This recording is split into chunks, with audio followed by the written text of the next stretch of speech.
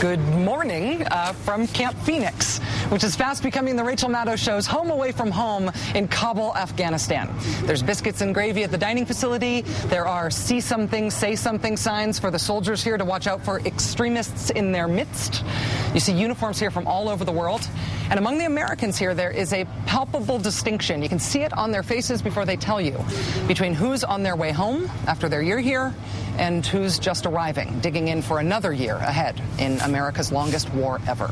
There is some big news here today about the war. We're fortunate to have NBC's chief foreign correspondent, Richard Engel, here to update us on what's going on. Richard, thanks very much for your time. It's a pleasure.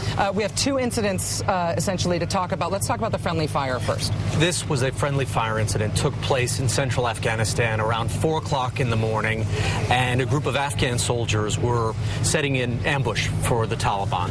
And a NATO foot patrol was nearby, saw the Afghan soldiers, wasn't in clear communication with them, mistook them for insurgents. They saw Afghan men with guns and called in an airstrike. A helicopter came in, fired a rocket, killed these 5 Afghan soldiers.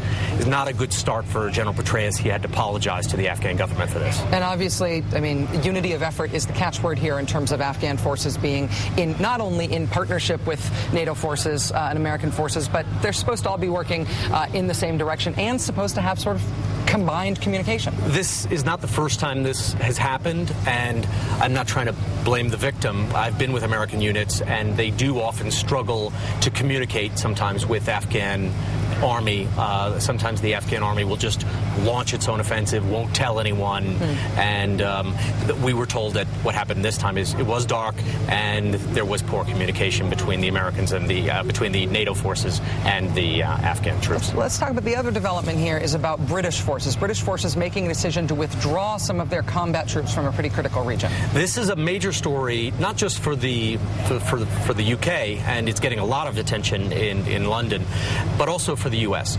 After taking a real pounding in one area in Helmand province, British troops have announced, and the British government announced, that they are leaving this area, an area called Sangin, where the Brits have lost 100 of their finest soldiers there and Marines since 2001. A third of all British deaths have happened just in Sangin. So it has a great symbolic resonance for British troops.